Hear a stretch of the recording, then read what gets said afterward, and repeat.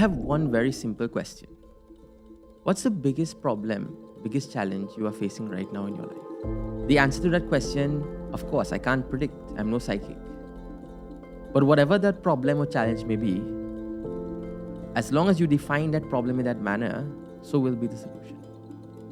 Hinduism, Vedanta, Sanatana Dharma, they offer so many different solutions depending on how you define the problem. Generally, when we start our journey into spirituality or philosophy,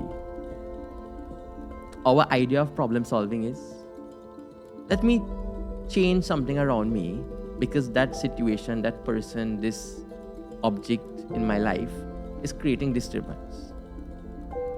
This, in the language of Sanskrit, in spiritual language, we call it as Paristhiti-vada. Changing the external environment around me in order to solve my problem. Hey, we've all done it, right? I remember I bounced around from one country to another with the hope of finding peace.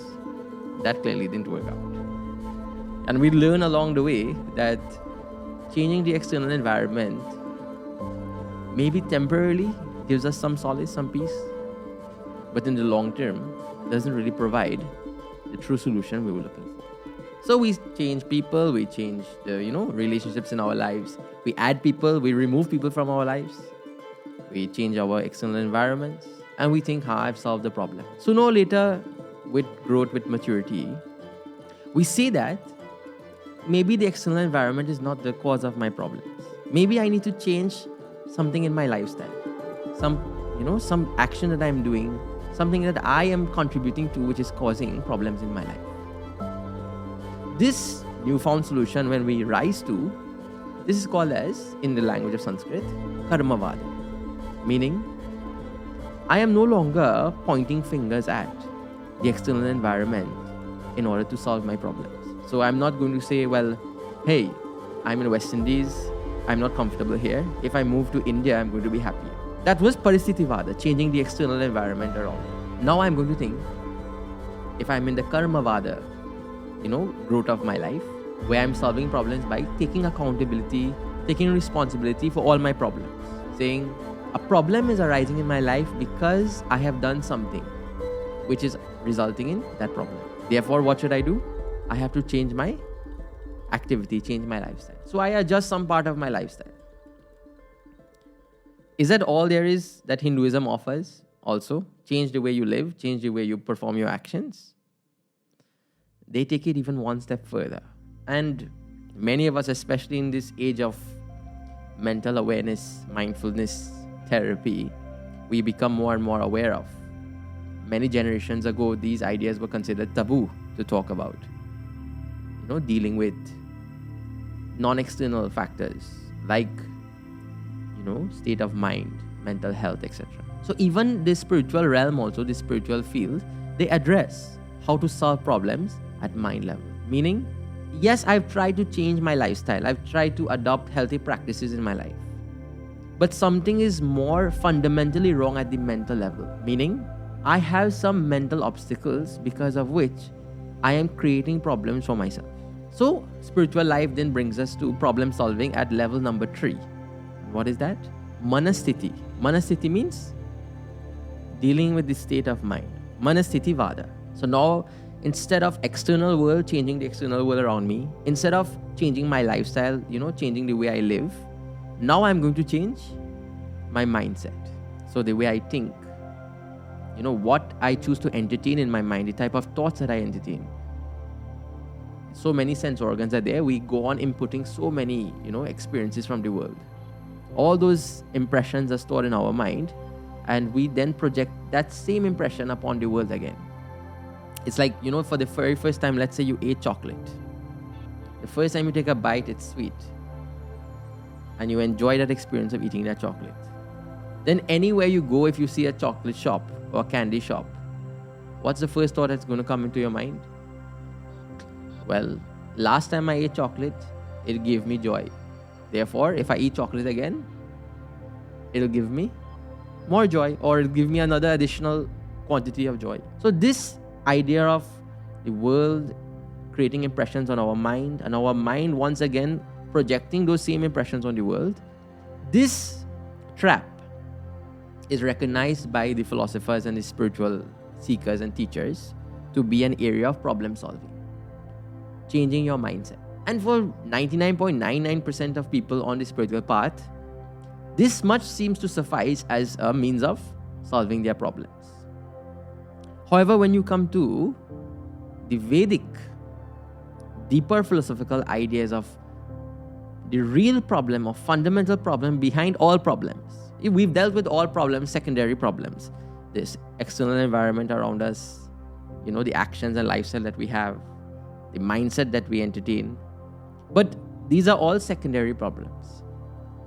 Spirituality, and in particular the Vedic philosophy, they try to address the fundamental problem which is the cause for all other problems. And now you may wonder, can there be one cause, one problem which is the root cause of all other problems? Well, philosophy tries to answer this question. Again, because Sanatana Dharma, Hindu philosophy, recognizes that every seeker who comes to find a solution, who comes looking for an answer to their problems, are at varying stages of their life. Even at that point also, the spiritual teachings offer different tiers or levels of advice. First tier in the spiritual realm of offering solutions to problems is defining sorrow as the ultimate cause of all problems. Meaning what? Let's make it a little simpler.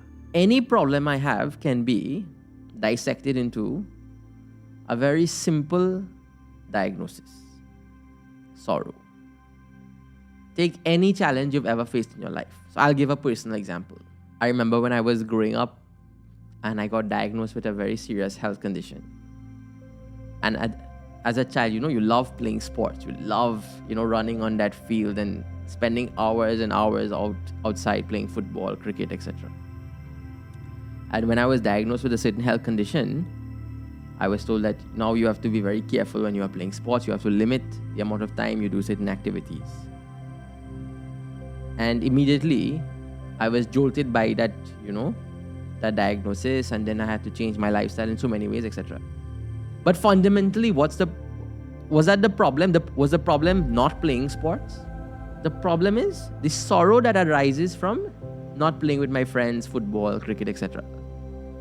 So at the basic fundamental level in Vedic problem solving, they define problem as sorrow. Problem is not playing football. Problem is not having a health condition. Problem is the sorrow that arises out of those health conditions or not being able to play with friends, etc. So then what does the Vedas prescribe as the medicine for that problem? So if I define sorrow as the problem of my life, the solution to that is going to be happiness. Duh. So what does Vedas say? Do you want to be happy? Here's how we can help you to be permanently happy. And you must have heard this from some guru, some teacher, some, Mahatma. They say these things in general public audiences, that how to be happy, live a spiritual life, you'll be happy. So the only reason this message is given, it's because you have defined your problem as sorrow. So when you define your problem as sorrow, your solution becomes happiness.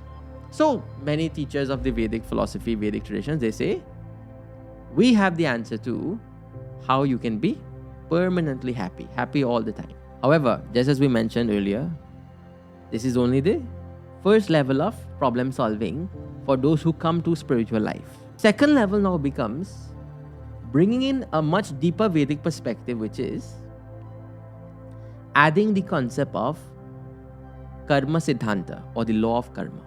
Now, if you've seen our videos where we have done reflections on the law of karma, not just simply the definition that we all are familiar with today in the modern world, an action brings a result. Law of karma, the karma siddhanta, it encapsulates much more than just action and result and its relationship. And in the Vedic themes, when it comes to karma and karma siddhanta, this principle, the cycle of life and death is shown as a result of karma. Meaning, I am born in this world, in this physical body, in this human body because of past actions and because of the actions that I am accumulating right now also. The result of which I will get a future birth in a future body. Not guaranteed to even have a human body. I can be born in the body of a snake, the body of an elephant, even the body of a tree. All these are possible births that I can get. So when a Vedic perspective comes on how I define my problems, suddenly now I see my problem in a whole new manner. I see the challenge of life in a whole new manner. And again, this may be familiar to you. What is that? Karma bandhana, bondage due to karma.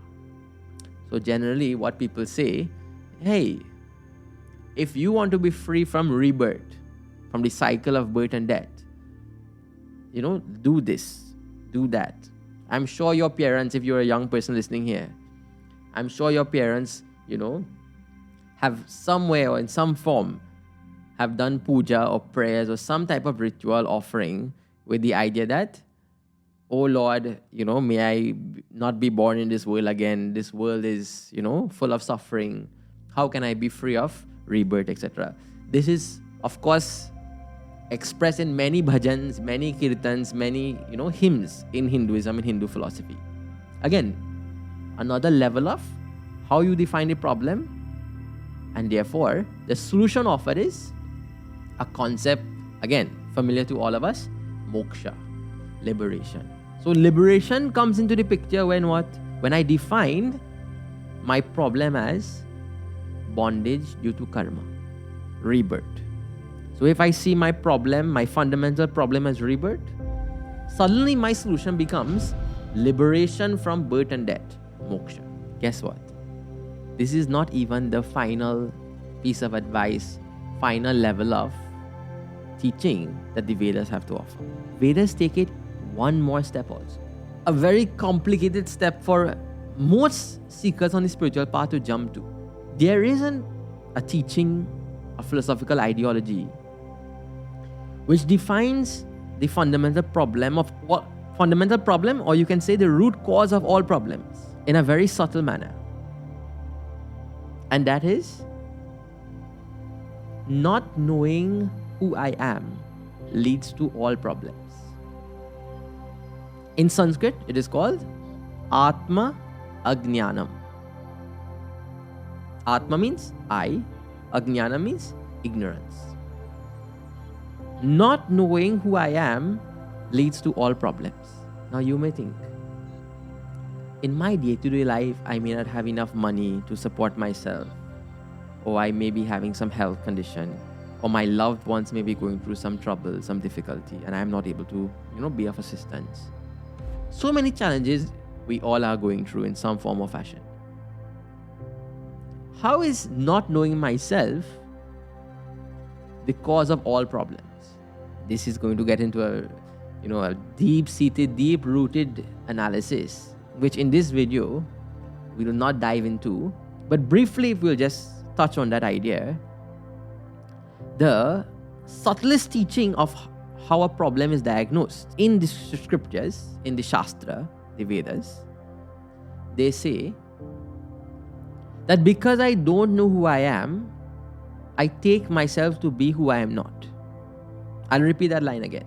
Pay attention very closely, you YouTubers.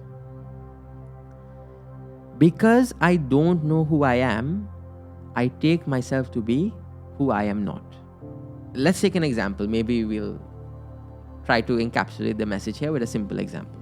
Let's say, of course, many of you all may know I am not from India. I am from Trinidad, the West Indies. So let's say I fly back home to Trinidad in the West Indies, and I get a call saying, on the news today it was reported that a certain house with a blue roof got burnt in a fire in a certain location. Upon hearing that news, I would recollect that, wait, isn't my house having a blue roof?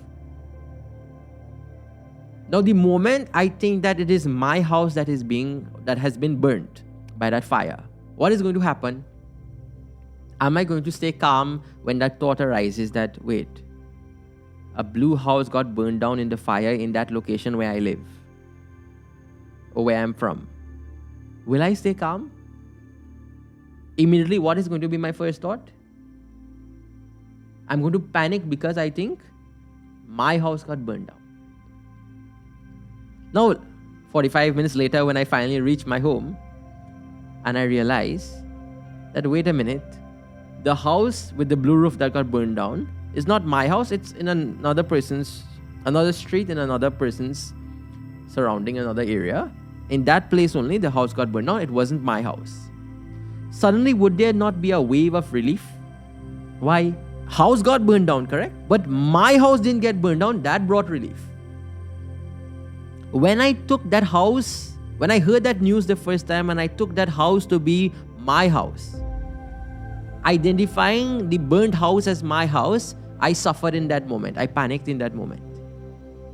The moment I realized the house that got burnt is not mine, I no longer panicked. I felt a wave of relief.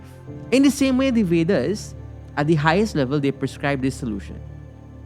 That all of the problems that I am facing at body level, at mind level, emotional level, all these problems are not my own actually. I have identified myself with these bodily problems, mental problems, emotional problems. And just like the person considers his house to be the one that got burnt, when actually it wasn't his house, falsely identifying with this body, this mind, this intellect, all emotions, I own up.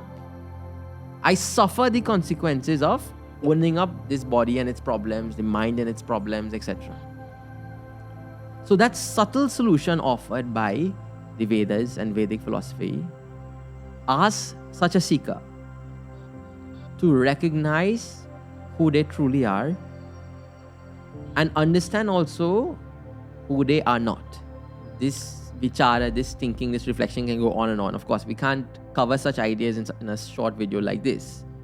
But just to give you some level of the tiers of how problem solving is done in the scriptures, in Hindu philosophy, in Sanatana Dharma. So to recap, generally people start their journey with Paristhiti-vada, changing the external environment around them. Changing the people in your life, changing the things around you, the objects in your life. You can even change your location, go from one city to another. You can travel from Indore to Mumbai. You can go from Delhi to Bangalore. This is all Paristhiti-vada, changing the external around you in order to solve your problems. Then you graduate to Karma-vada. You change your lifestyle, you change the way you live, the actions that you perform. Even when that doesn't suffice, you get to Manasthiti-vada, changing your mindset. So correcting your wrong thinking or adding new thinking into your life, which can help you to grow, to help you to evolve. And finally, when it comes to the Vedic perspective, first and foremost, sorrow. If I see sorrow as the problem, then permanent happiness becomes my solution. If I see karma bandhana, bondage due to karma, rebirth as the problem, suddenly my solution now becomes moksha or liberation, freedom from birth and death, the cycle of birth and death. And finally, the subtlest of advice, the subtlest of solutions offered by the scriptures, by the Vedas. If I don't know who I am, not knowing who I am is the cause of all my problems. The solution then becomes gaining the true knowledge of who I am. In Sanskrit, Atma Jnanam, knowledge of the self, knowledge of who I am. If you enjoyed this video, do give us a thumbs up. Do comment below your thoughts on these reflections of how the Vedas, how do scriptures, how do Hinduism do problem solving. If you want to see more videos like this, then do subscribe to our channel, Just Curious. Until next time, stay curious.